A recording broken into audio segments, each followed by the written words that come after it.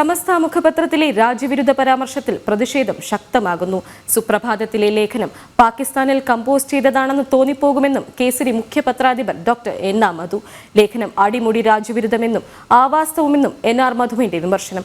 Operation സിന്ദൂറിനെയും ഭാരത സൈന്യത്തെയും അധിക്ഷേപിച്ച ലേഖനം ഇന്നലെയാണ് സമസ്ത മുഖപത്രത്തിൽ പ്രസിദ്ധീകരിച്ചത്.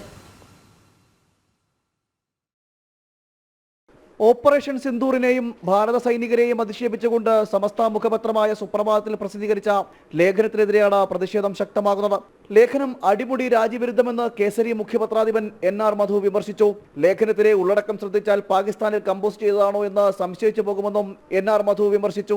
ഭാരതത്തിലെ ഐതിഹാസിക യുദ്ധവിജയം പരാജയമാണെന്ന തരത്തിലാണ് സമസ്ത മുഖപത്രം ലേഖനം എഴുതിയതെന്നും എൻ.ആർ. മധു പറയുന്നു.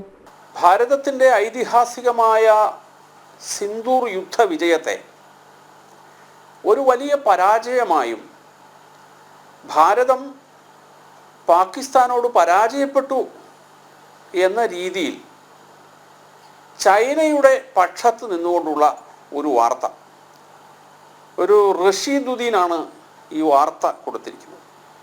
രസകരമായ നിരവധി പരാമർശങ്ങളുണ്ട്. നമ്മളെ ഞെട്ടിക്കുന്ന പരാമർശങ്ങളാണ്. ഇത് സമസ്തയുടെ മുഖപത്രമാണെന്നാണ് ഞാൻ മനസ്സിലാക്കുന്നത്. പാകിസ്ഥാന്റെ ആണവപ്പുരകളെയും എയർ സ്ട്രിപ്പുകളെയും ഉഴുതുമറിച്ച് ഭാരതം മറുപടി നൽകിയത് കേരളത്തിലെ ജിഹാദികൾക്ക് വേദന ഉണ്ടാക്കിയതും അതാണ് പാകിസ്ഥാനെയും ചൈനയെയും മഹത്വവൽക്കരിച്ച് ലേഖനം എഴുതിയതെന്നും എൻ.ആർ. മധു വിമർശിച്ചു.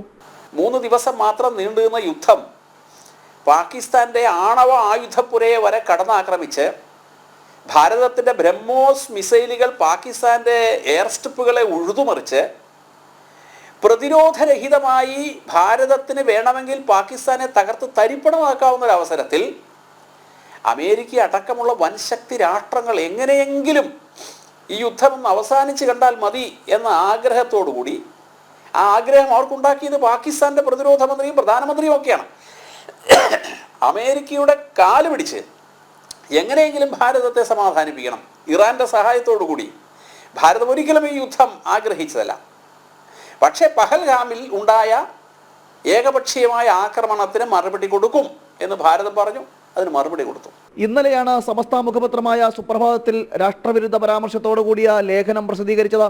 സിന്ദൂർ യുദ്ധവിജയം പരാജയമാണെന്ന ഉള്ളടക്കത്തിൽ പ്രസിദ്ധീകരിച്ച ലേഖനത്തിൽ ചൈനയ്ക്കും ചൈനയുടെ ആയുധങ്ങൾക്കും വാഴ്ത്തുപാട്ട് നടത്തുകയും ചെയ്യുന്നു. വരുമോ വീണ്ടും ഒരു ഇന്തോ പാക് യുദ്ധം എന്ന തലവാചകത്തോടു കൂടിയാണ് സുപ്രഭാതം ലേഖനം പ്രസിദ്ധീകരിച്ചത്. ജനം, തിരുവനന്തപുരം.